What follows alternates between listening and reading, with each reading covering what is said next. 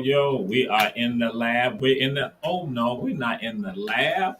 We're in the Bat Cave. Oh no, not the Bat Cave. We are in the Wolverine Cave. That's where we are, the Wolverine Cave. And guess what? Because we're in the Wolverine Cave, guess what? I gotta wear the Warriors. I gotta wear the what? I cannot be in the Wolverine Cave or the Bat Cave and not wearing the Warriors. And so, bam. Yeah, special guest. All our guests are special here on Run Tell That. We got my brother. This is somebody who knows me. Who knows me.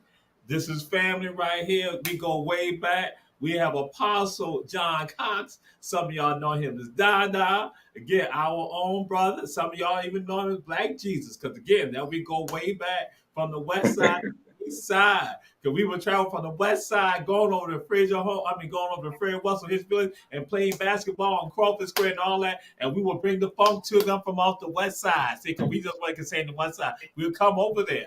My brother, Apostle John Cox, glad to have you here, brother. Thank you very much, young man. It's an honor to be surrounded by your wisdom and knowledge, man, and to partake of the greatness that you're doing in the community. So I am blessed to be a part of this environment that you have created to put forth information to the community. It is absolutely a blessing to have you on here because, again, like I tell folks that I said people who know me, they know the deal.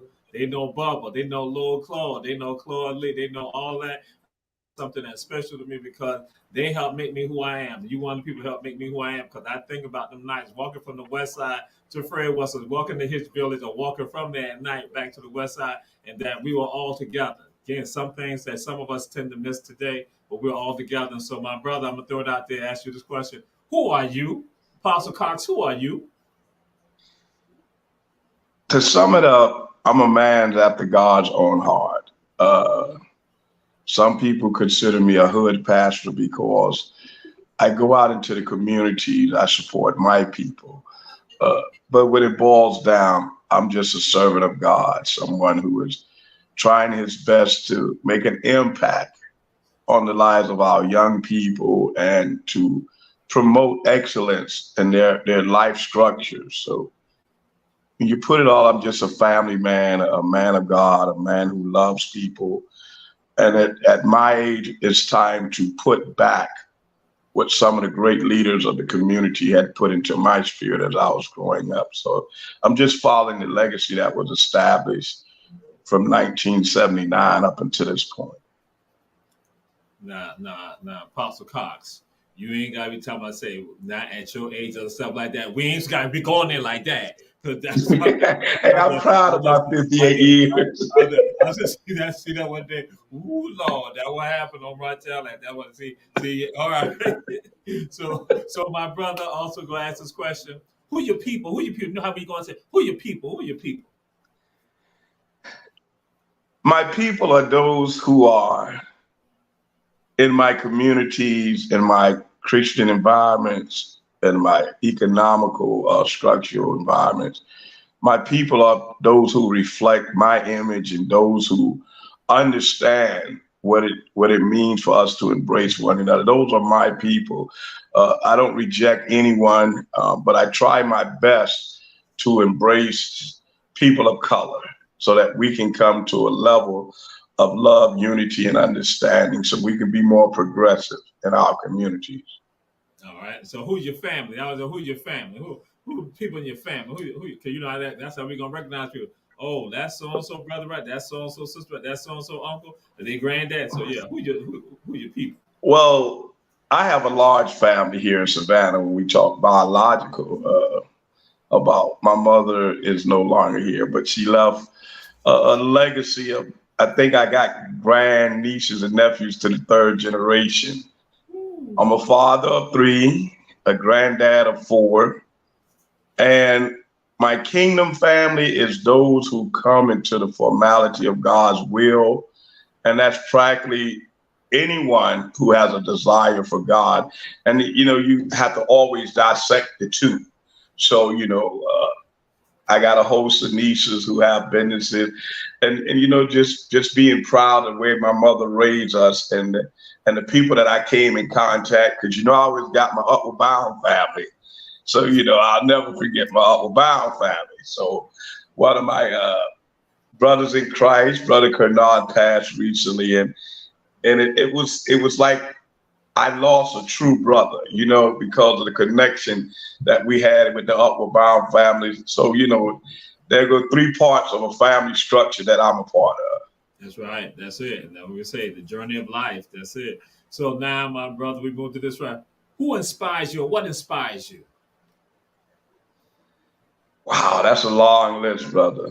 Uh, Throw it on out there. my So mother, my grandmother inspired me when I was coming up. My father, my stepfather, the men and women in the Fred Western communities, the Upward Bound, Miss Mobley, Miss Tyson, all the councils, Brother Elijah West, Clarence Outler, uh, one of my college professors, the late great Jaja Harness, Dr. Stevens, yourself, uh, Mayor Anderson, Otis Jackson. When we say inspired, I mean, I've always been around people that were always pushing us past the envelope. And now today, I just focus more on the inspiration of the community because, even though we got a lot of issues, but the community inspires me to be more progressive and more compassionate towards people. So every day I'm inspired by just seeing God's will being done and having people like yourself, Brother Julius, who has a platform that opens up to the development, to the mindset of our culture. So all these things come into a universal inspiration that I embrace dearly and I take it not lightly. So there's a lot of inspiration universally, just in contacting people daily. No, you ain't got to say nothing about Julius. You ain't got to say nothing about Julius. Because it's already, you can't even imagine what we got to do with Julius anyway. Julius think he all that anyway.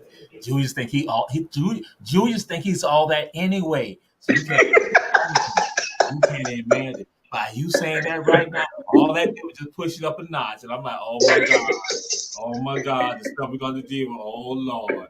Yeah, we'll move on. So all right. So my brother, what song or songs give you that song that when you hear that song, it gives you that feeling like, woo, that it just turns around and like make you elevate. I tell you, I play this song every day I go into my worship portal.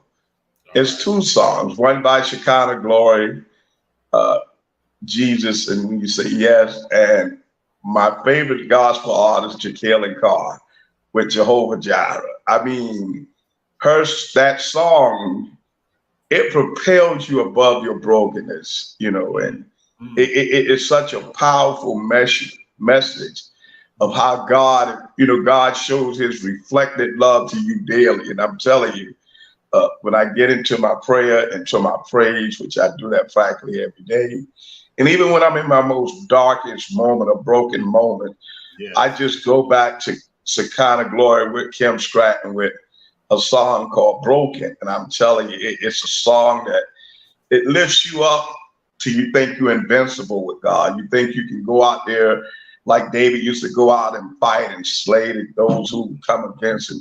So those two songs have such great uh, harmonious spiritual impact on my praise and worship life to the point those are the best two songs that I embrace daily.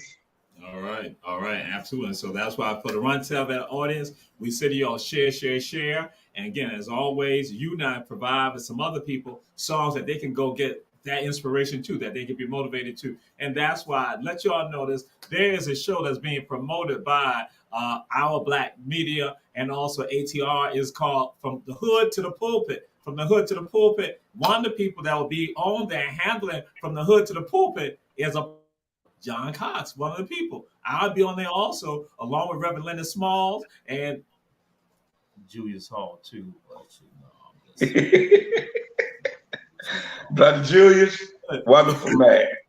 oh, Jesus, Jesus, oh my God. Okay, let me get it together. Rewind. Okay, Apostle Cox, what is spirituality to you? What is spirituality to you? Spirituality is a unique blend of your desire Mm, mm, to want to know God more. mm, mm, And mm, in that portal or that presence, it causes you to be connected universally to all the essence of God's power, his majesty, his grace. And mm. then it involves the deepest level of your meditation towards love. That's the key to spirituality. It's the love of God and the love for the people of God, and to embrace all of that so that the Holy Spirit inspires you. It takes you to a dimension. It's an area of a dimension that it breaks down all your barriers and Okay. exposes all your flaws so that you can embrace the deepest things of God. And Mm, I think a lot of times, to be honest with you, a lot of us struggle to get to that point mm, mm. because we compel ourselves to feel we're not worthy. But when you are in that secret place, it goes beyond your common understanding. Mm, Sometimes it scares you because your mind cannot really picture the greatness of that connection with mm, God. And even when God reveals us through our ancestral beliefs and embracing the things that our ancestors, and we be awed by it because we pick up their spirits, and their spirits mm, is like a guiding light for God to mm, let us mm, travel some roads and reject others. And that understanding, brother, is deeper than just trying to express it. That's how beautiful it is. mm. Okay. So that's why I say that spirituality is. And I found the development of mine when my mother passed, I really got to know the crevices of the knowledge of God to be able to accept what God has for me to do. And once you connect with that within the realms of your spiritual growth, it becomes a beautiful process with rocky roads. So that's it. That's the best way I can explain that. Yes, sir, brother. And I tell you what, so the connection with regard to just like we talked with regard to the ancestors and with regard to the Most High. Just like this morning during my state, we call it sleep, but then also I tell folks that's when sometimes when the Most High is coming and communicating with you, and I had this vision, this dream that I said to people that I said that I have to fulfill the obligations my ancestors or my grandmama, my granddaddy that I have, because people view my granddaddy like this, then I want to be like that. I want to ascend to that level because they view my grandmama like this. I want to ascend to that. They view my daddy like that. I want to ascend to that. They view my mama like that. I want to ascend to that. My grand aunts. And that was again, and that came to me this morning saying that that is a part of what I must be about. I must be about ascending to where they are and having again the feeling that the community have for them, that the people have for them, and the respect that they have for them. Then that's what I must be about. I must be about that walk. And so when you said that, I'm like, yeah, that's it. That's it. And so now Yeah. we're going to go into another thing about transcending. My brother, Apostle Cox, I am told that I need to wait to get to heaven to experience the joys. I should wait to get to heaven to experience the joy. Can I experience the joy here and not just wait to get to heaven? What's your thoughts on that? Most definitely. Most definitely. You can have the most heavenly experience in the worst situations. The prime example, when Christ went to the pits of hell, he did not lose his heavenly aspirations. So we as men and women of God is that once we come to that connected level of our spiritual, and we put in our mind that we are of Christ, we are of God, that we can enjoy the great things that are promised us, because some people say there will be a heaven on earth. So even as Jesus prepared a pathway for us, he left us with a greatest abundance through his death and his resurrection. So you can live a life without miserableness. You can live a life without complication. It's how you accept the roadblocks that comes. And then in a brief description, when I preach, I tell them, look at the river. The river gives you the most prominent aspect of the movement of God to bring you to a level of peace. See, the river going to have trees fall in it, but you ever notice the river does not stop. It keeps flowing, and it comes a pathway where it comes and expands to a big ocean or a sea.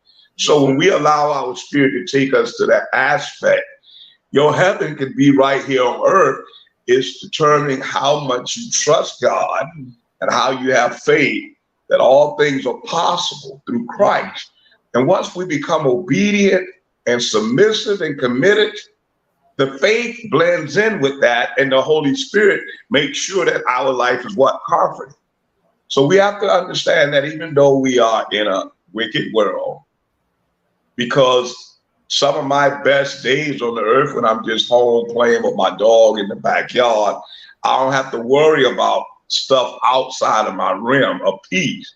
So that's where I feel I'm in a heavenly position, because I'm not going to worry about things that I can't control, you know. And when we bother ourselves with the issues of the world, that we have to use common sense, Brother Torre, but you can put yourself within your mindset to be at peace with anything. And that's it. The basic gift God gave us was common sense. So yes, you don't have to wait to the time of the coming of Christ. You can enjoy heaven right here on earth, preparing yourself for the 5-star heaven. Right here, we at second star. So yes, you can have your heaven right here on earth. You can have your peace, you can have your joy, you can have all those things, because God said these things are given unto you. So it's all about you being obedient and attentive to God's will. And that's basically, I tell people that all the time. All right. Yes, sir. Yes, sir. So you are known as basically as the street or the hood preacher, the hood minister, the hood clarion call. You are the one that touched the people in the community. You go to the people in the community. So how did you get to this point in your spiritual practice? How do you get to this point, this level in your spiritual practice? How do you evolve to that? You know, even though when I was growing up in from my family structure on my father's and my grandmother, they were always community people. All right. And, you know, when I moved to Savannah, even though I lived in the projects, it wasn't like I was in the project because I didn't really know what poverty was. And then when I went to college and got on Upward Bound and I saw people committed to making sure that I got out of the hood without prison or anything like that. And my mother was my first teacher of godliness. And when I met other people, I said to myself, I always had a heart of helping people. And in the last 12 years, I've been more adamant to reaching out, doing toy drives for people who can't afford toys, feeding the 500 people as a part of my ministry, and helping other churches. And it's just in my heart. I mean, it's like I've been born to do this.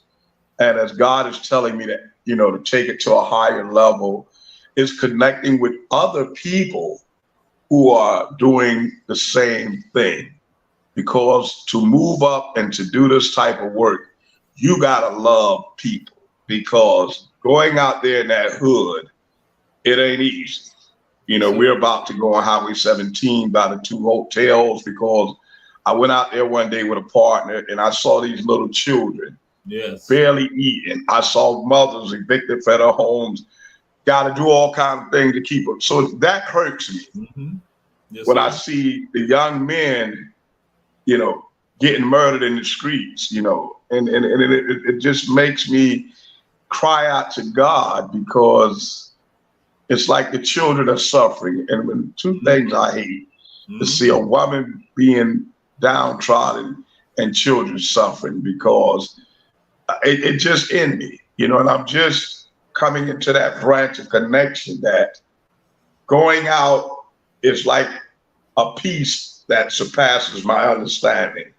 And, you have to really, to do that, you have to really love Jesus, because you're going to meet all kind of obstacles. And, we're putting together something now that we are going to do a kids day, where we just let the kids come out and enjoy being a kid, because they don't get to do that in the communities no more. We got to go outside, shoot ball, play half rubber in the streets. It's hard for a child to even sit on the porch now. So we want to make a change with that. We want to get a force of people who just really want to show love. And I think that's the key, showing them that there's love in places they didn't expect. And that's why I go out in the hood. And yes, sir, absolutely. And that's what, again, when you said that you're going to see this, you go on Highway 17, you see this in various parts of the city, of the county, and you see the trauma that's going on. You see what people have to do, what people are breaking down, the spirits of them. And that's what some of they tell them, well, it get better when you get to heaven. And I might say, no, it's supposed to be better for them right here, that we're supposed to be looking out for one another. And so that's why this next topic for you, brothers, is this. What are our obligations? What are our obligations to our brothers and our sisters? Our obligation, and I think God reveals this in the book of Hebrews, we have to show brotherly love as though we are in that position. We should embrace it as though it's us. Like when you go out to these communities, and you see these young women getting put out, evicted. You see children begging solidly to eat. You see the homeless caught up in a mythical mindset where they feel as though there's no love for them. And we live in such a judgmental society, is that we have to come from under our umbrella of this cause and go forth and make it our life obligation. It's not a burden if you do it in love. And it's not a sacrifice because you're enjoying helping someone because someone helped you. Right. You're just giving back what God sowed in your life. Help. I don't think it's one of us who can say, I did it by myself. Absolutely. And you gotta have that love, brother. You gotta love it because it's a joy to go out there and you see people coming from out of the woods, out of the shadows of society, trembling in hunger, broken, feeling demolished spiritually. And believe it or not, that hug, that smile, that hot meal, it's like it's an extra level of inspiration where they figure I can get out of this. You don't have to toot your own horn. You don't have to publicize it. All you have to do is just do it.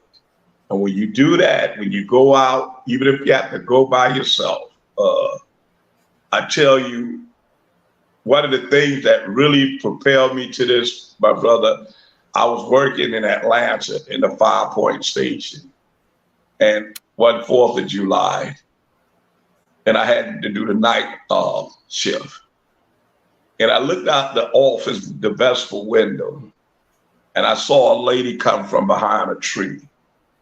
She started digging behind Hooters and Kenny's Alley. She was putting chicken that people left in the containers. You know how when we go out and party, we might leave from, and she wiped it off. And she cleaned out 2 dirty containers. I said, why she got 2? And she put the fork, the napkin, and the spoon on the side like a regular table setup. And I saw a little 6-year-old girl come from behind the tree. And when they sat down, they did their prayer. And our position was to never let the homeless inside the building. And I had to violate that because I would let them sleep in the bathroom at night. And when I tell you, when I saw that, it had hurt me because there were a Black mother with a little daughter, and society had just kicked them to the curb. But when I saw them pray, I said, Lord, I got to do something if it ain't much. And that tore me up, man. And when I came back to Savannah, that's when I created the ministry Feed the 500. So, all right, you know, those things give us that commitment to help our brothers and sisters. Yes, indeed. Yes, indeed. And so now I throw it out there to you. What is empowerment to you? What does empowerment means to you? What does empowerment mean to you? You know, I really had, and when you sent me that, you know, I look at it that empowerment meaning providing, prevailing, provoking, permitting, and preserving your authority to make an impact economically, spiritually, socially, and just as a person to put back the things that you and God is giving you to make our community better. Okay. And that's when we become empowered through unity, love, and knowledge. Because a fool can make a decision, but a man with understanding can make an impact. And that's what empowers us to go forth. I don't get too political, but I watch a lot of the candidacies and the things of people. And once you learn from your mistakes, you can go back and put forth that in within yourself, because you have to empower yourself first. You can't be out there barely holding on and you trying to bring somebody up. But that's my aspect of it. I really thought about that, because I really hadn't to think about that since college, you know. You know, and Dr. John used to ask us those questions about, you know, and I thought about it. That's what made me think about Dr. John Johannes today, because he used to always say, you know, about empowering people and all that. And it really made, you know, you get some thoughts that you just don't be carry your mind. But today, when you sent me that question, I say, boy, I tell you. But that's what we need. You know, we can get the right political people to understand that. which they're always too far away from the truthfulness of what's needed in the communities. But that's pretty much wrap it up. Yes, sir. Yes, I sir. might Yes. run from here. That's right. I mean, and that's what has to happen. I mean, that's the realness that we talk about. We have to be the ones because we've seen it. And just throw it out there. Some people to run tell their family. Y'all heard me talk about that. We have people here who grew up here, and they saw stuff. They saw the unfairness when they were children, when they were adolescents, when they were teenagers, when they graduated from high school. They saw the unfairness. Then they go to college. They graduate from college. They still saw the unfairness. Then what happened? They're now young adults, and guess what? They now begin to have children and have families, and they're married, still seeing the unfairness. Now they're in their careers and they are now working, raising families, and so now what happened? They now about to retire. They still see the unfairness. So yes, that's why it becomes a call for. You know what I thought about it, and like I tell people, because some people think I'm a radical racist when I say this, because I have to look after my people first.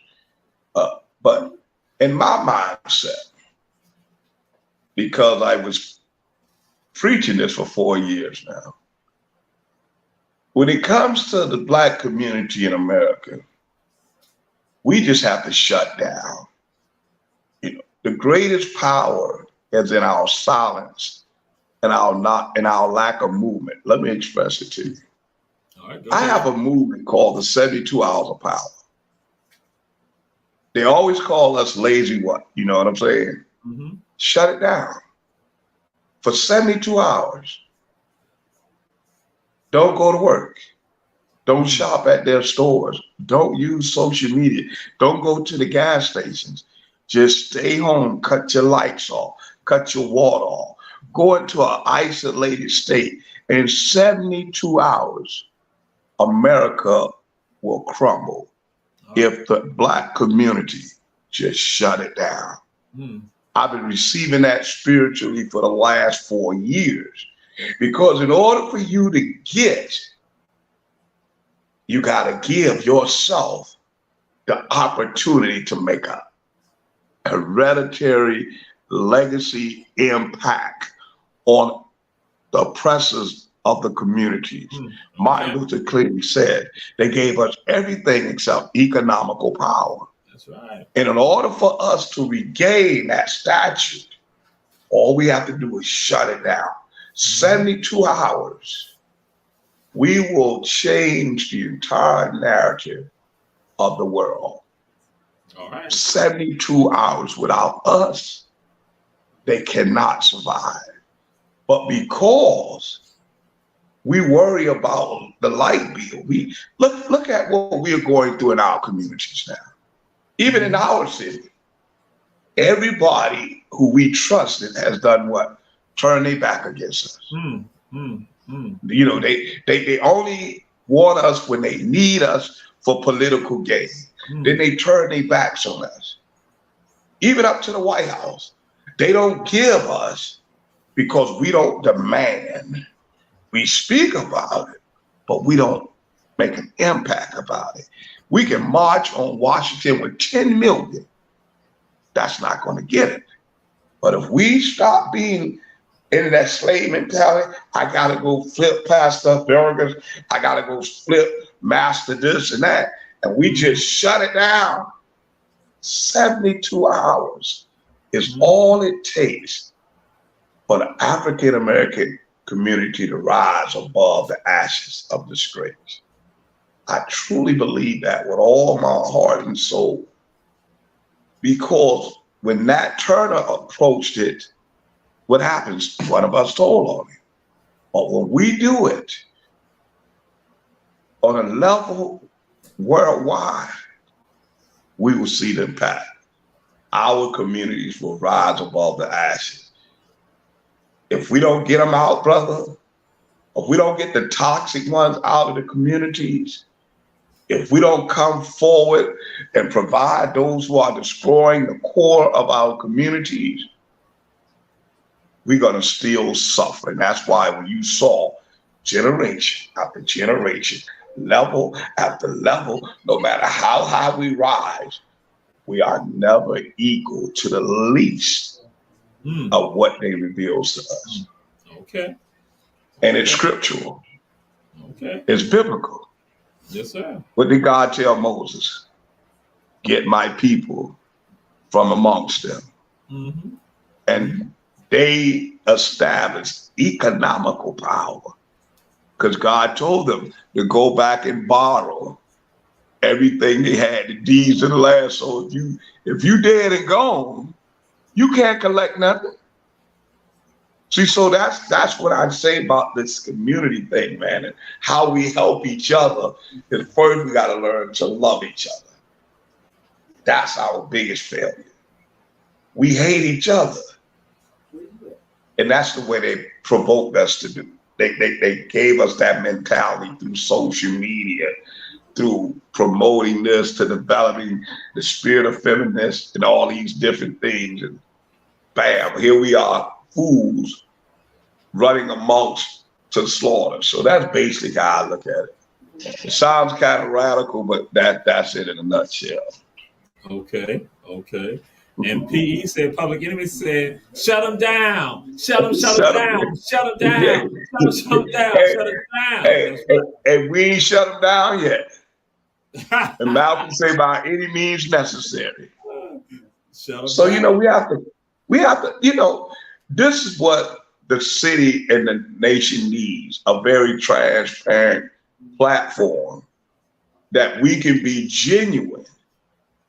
Because I ain't got nothing to gain. It ain't like nobody paying me for no commercials or nothing. It's just the genuineness of you knowing my people need help. And you have to go out there and do your part. Yeah. Everybody do a little part, it becomes a big thing. So that's basically that. That's right. Forming a web of goodness to surround the evil. So, my brother, this is what some people say to me. I believe in God, and I pray. Prayer and God will take care of it. Prayer and God will take care of it. I don't need to worry about man and woman, but prayer and God will take care of it. What's your thoughts with regards to that? Well, I'm going to tell you that's the truest thing you can say on any platform is prayer connects you with God. And, I done got comfortable with my relationship with Jesus that I go to him straight up. I don't go all that la la la ba sha ma da no. I'm like, yo, God, look here, man, I'm struggling. You're asking me to do this, and I don't really want to do it, to be honest with you, but because I'm being obedient, I'm going to do it. And I had learned that from studying Paul with Ananias. Paul was going to kill Ananias, and God asked Ananias to do something to help Paul. And like most African Black people, I was saying, God, something must be wrong with you. This man coming to kill me. So when you get into prayer, you have to surrender everything of you and let it be God's will. And you cannot beat that combination. Trusting God and praying. That's where you get your heaven on earth. That's where you come to that place when you just say, hey, when I see some of your videos and you vibrant about your, the school you went to, that old HBJ. And when you out there in the field and you going out there, you helping with I see you out there being a farmer. And these things, that's your heaven, man.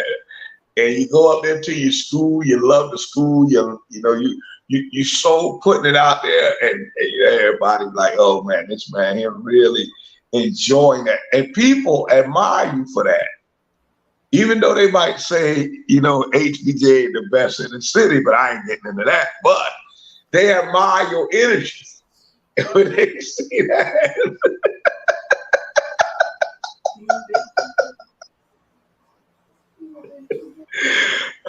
Hey.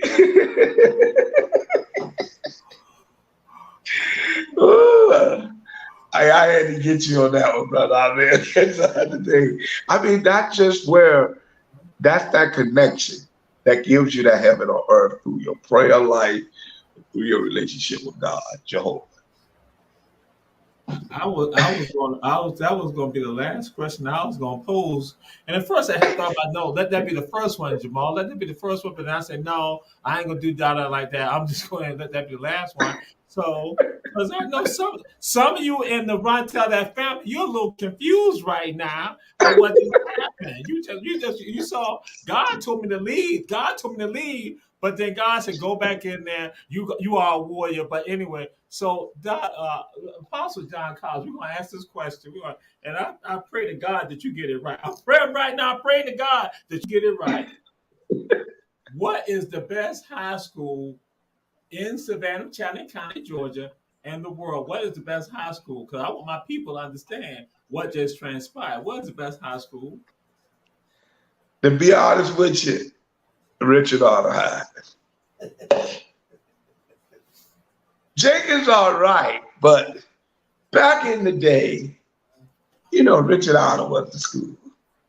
You know, we looked at Jenkins as just another little school off the rim. But y'all had some pretty good people. But we look overall, I would really rank it like this here. Richard Arnold Beach, Tompkins, Jenkins, Windsor.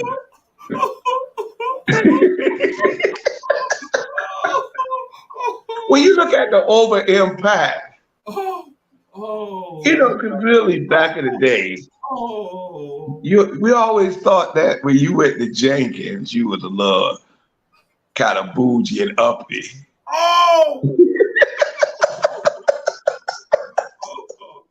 But when you were a true Black person on the block, you go to Beach or Richard Otter. And even at Savannah High, they was in between, but Jenkins and Windsor Forest, they had, I'm serious. They used to like, the more bougie you see what Julius Hall did? Julius Hall did put Richard Arnold's ranked number 8. You know what Julius Hall did? See, he put Tompkins first. See, down top, boy. There you go, brother. Apostle Collins going to say that Richard Arnold, then Beach, then Tompkins. Then you might throw Jenkins in there. Then, Lord. This is what I'm talking about. Well, we put your head in Savannah High now. So, now, when it came to academics, you're looking at Jenkins and Windsor. But when you come as an overall high school where you balling, you got good sports, you got decent academics, you keeping the crowd every weekend when you're doing games. I remember Richard Otter played Jenkins, and they had Prince in the concert, but the game was packed, and I think we gotta. I don't think Jenkins ever beat us. You ever remember Jenkins beating Richard Otter in anything? Yes, I do. Yes, I do. Not no basketball. Oh, Lord. Because we beat Groover that year. Oh, Lord. Because Ronald Butler hit the thing on the buzzer. I don't think Jenkins ever beat us. Y'all had cheated. They had cheated. Okay, well, I ain't going to cheat at y'all, Jim. Now, we got Jenkins, man. But you know what? I ain't gonna interrupt our brotherly love because I know you love Jenkins. I mean, it's all everybody in Savannah knows that, and I really like the structure how they developed Jenkins. That's what they need, a school that can provide every asset to the community. I know a couple of people that. Whitney Jenkins, who ended up being good young men and young women. But back in the day, brother, Jenkins was a pretty decent football, basketball team, academics. That's why I say a lot of people would not go to Jenkins. Yes, sir. Because it was. This is from Julius Hall. This is your contract for Hood to the Pulpit. We tearing up your contract From the hood to the pulpit, we tearing up your contract right now. We tearing it right now. Oh my God. You my homie. You my boy. Who, Lord, see. But you know, brother, it's good that we can laugh and still be joyous of the institutions that we went to. Because, like I said, a lot of people used to put Richard Honor down, but we had some dedicated teachers who you had to be a tough person to go to all. I'm gonna put it like that. Right. Especially with Coach Jenkins, Coach Dully, the late Coach Stevens, and some teachers, man. We even had about 5 white teachers that were committed to the cause. Yes. And when they closed the school down, I think it was in 2006, I think, to be exact. I think it was earlier than that, but yeah. It was a little earlier than that. But then they went and sold the property all over the SCAD and all that. They sold the property to SCAD because but the board was telling us that the school had asbestos in it. You know, right. So you see how they sold out. Well, you know, SCAD pretty much controlled the city. But anyhow, you know, back then, even though we were rivalries, we were always friends. You know, because even now with Groove and them, and I remember when I talked to Wade one time, we just used to chop, and that what brought us together. The games, the basketball games, the upper bounds. But now they don't have it as prevalent today because that was one of the issues that we had discussed. When they closed down Wheaton Street Park, that was a connecting point for all the inner city kids. And when they sold out the boys clubs, you know, when the boys club went where they took it, it was a different type of coaches coming in. Right, it's there, but yeah, you're correct. You know, the atmosphere changed.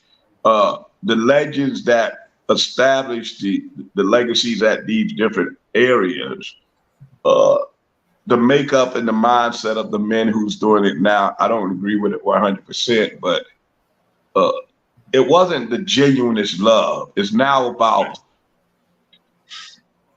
a particular performance from particular people. Back then with Coach Holmes, everybody got to play, and he gave everybody a fair opportunity. So we talk about, you know, those high schools.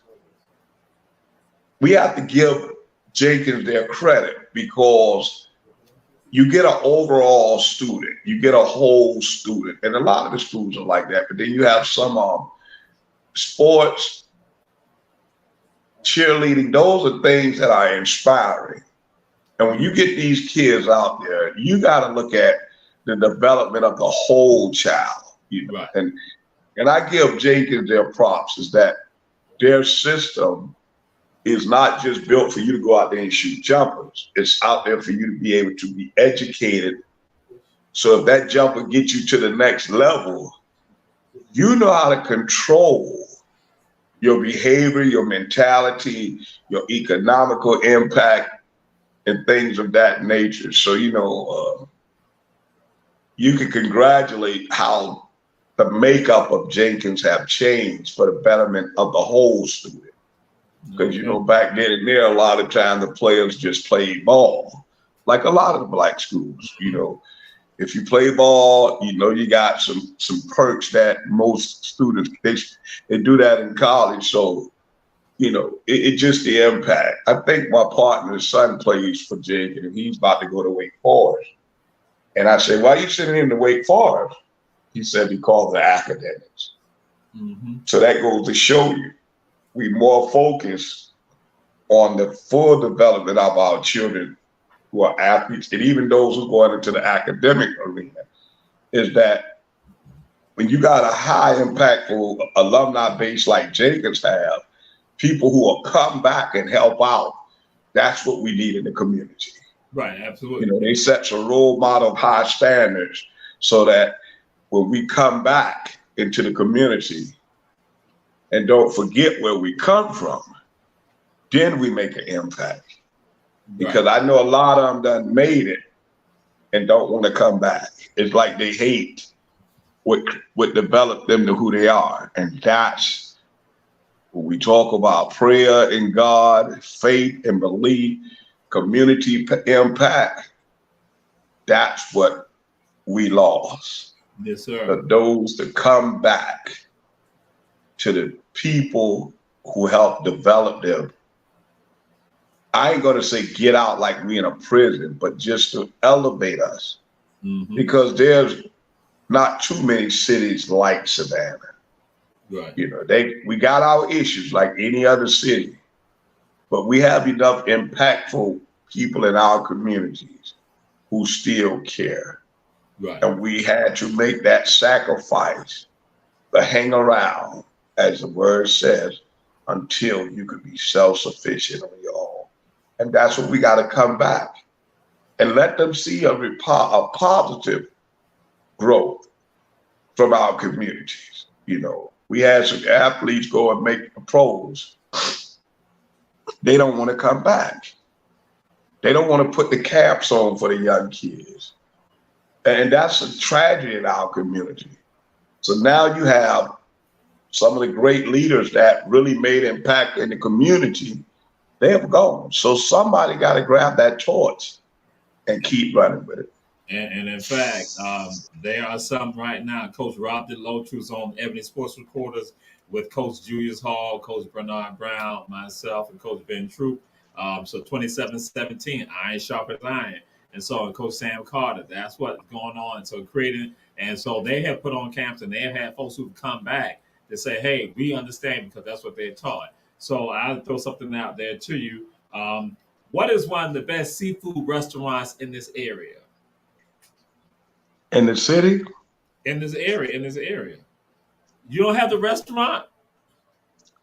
I'm in South Carolina.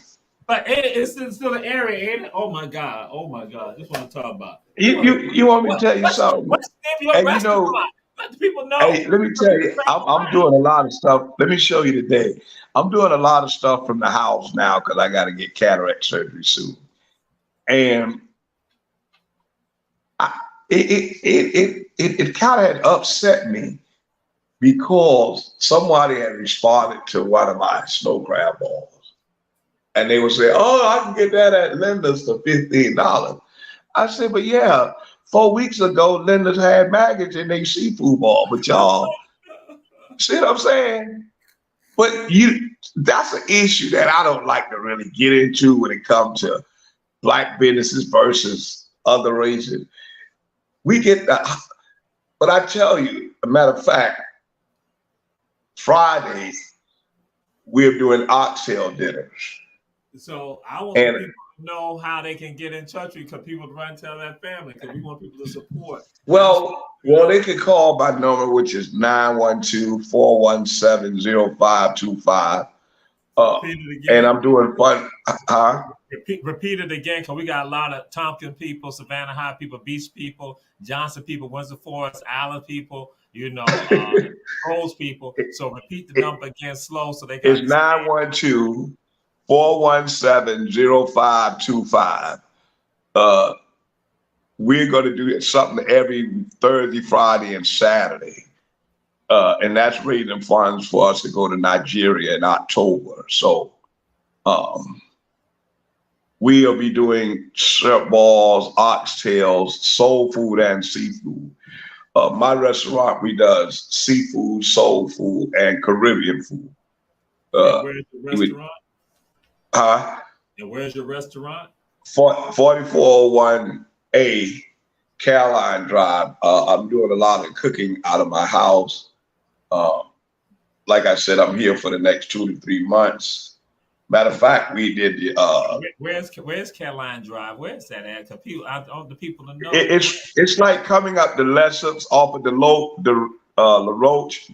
When you come behind Myers and you come to the Lesser, instead of going left or right, you just come across to the apartment community. And I'm right there on the right side, and you'll see the blue tent set up. And we set something, like I said, on Thursday, Fridays, and Saturdays.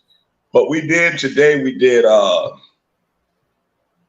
snow crab balls today, and we did the the big boy seafood salads with the flounder, the swai, tilapia, fried shrimp. And I did that today. So Friday we'll do oxtails, garlic butter shrimp plates, and we do the $10 rib plates all weekend. And That you all heard something. See now, Dada ain't want to let me know because see he think I want to embarrass him. He don't want he going to Africa. He going to Nigeria. Y'all heard he going to Nigeria, but he don't want to take me because he think like Queen Quet all other. They think I'm going to embarrass him if we get outside the country. They think I'm embarrassing him. Yeah. So what you going to be doing in Nigeria? What's your plans in Nigeria? well, what it is, one of the generals of the Assembly of the Bishops of Africa, he was following my ministry for 5 years, and I told him in July I kick off my 12-city tour, a man after God's own heart. So he said, Apostle, we've been praying for the last 2 years for you to come. So I'm going for 2 weeks to Nigeria, Warri, Liberia, and 3 other towns. And I am to train all the bishops and apostles and the General Assembly of the Christian Alliance in Nigeria. The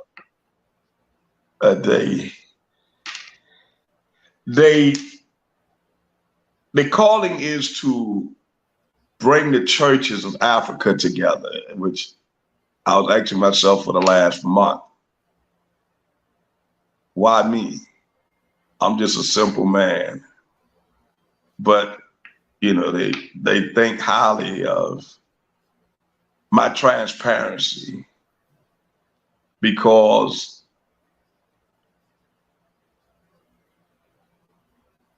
I haven't been outside of the country since I was a young man, but the impact of what they're saying, it really making me pinch myself because they're treating it as though I'm chosen by God to bring all the churches in the world together. That's what the prophet told me a month ago. And 3 days later, here come the General Assembly of Africa asking me to come. I'm kind of skeptical because they have a war in Africa. And it's a continent, but you know, it depends on which country. Well, I know they said that I'm supposed to have 14 bodyguards. So right now we're taking, I have 2 going with me. Once they send me the itinerary, if you're very interested, and they work out the logistics of things, we'll be leaving in October. The only thing, I have to take the COVID shots before I go. That's the only issue. I ain't worried about that. And I could go to Africa. I will not be like Julius Hall and drink the communion wine. I don't drink anyway, so you ain't got to worry about me being like Julius Hall and some people from Tommy drink communion wine. I wouldn't be doing nothing like that. You ain't got to sweat that with me. But you know what? Like I said, if you really want to go, I have to send your information to them. And right. And nobody else on Run Tell That Family. That don't apply to y'all. He just talked to me. He talking to me right now, not none of y'all. So I tell you what, this is what I saw, Brother Amir, because it's lately, and to be honest with you, it's a challenge because I know when I go and come back, I'm a total different. Everything changes from my spiritual impact because this will be the first time I'll be truthfully obedient about traveling abroad. Right. Because we got 40 seconds left before, because Julius Hall will shut us down. Your boy Julius Hall will shut us down. We the little brother show, the ATR show. So 30 seconds to throw something out there to let our people know, a word of inspiration to the people, my brother, because we're glad to have you on with us. I would say this to the people worldwide, and mainly here in Savannah, is that we just got to stop being ignorant. And we got to start understanding the value of life. And we got to stop putting ourselves on a pedestal. We must examine ourselves, and we must make an impact that does not elevate us to greatness, but humble us to God's love for us and the people that he sends us for. I congratulate you, Brother Julius, Sister Johnson, because this is what we need. We need an impactful platform that would empower the people to know that there's hope beyond their brokenness, there's joy beyond their misunderstandings, and there are those who truly have faith in God to give them that love that we all need. I say this with great joy that what you guys are doing is beneficial. And that if you continue to do it, you will see the rewards of your love and patience. And just to say it truthfully, God got you. If you just trust him, he got you. All right. That's all I can say. Now they can run and tell that. That's right. Tell that. And my brother, we appreciate you. Much love to you. We'll definitely be working on From the Hood to the Pulpit, the series. And so again, glad to have you on. Our brother, Apostle John Cosby, Dada in the house. Peace and blessings to the Run Tell That family. We'll see you next week. Peace and blessings. All right, man. You be blessed. I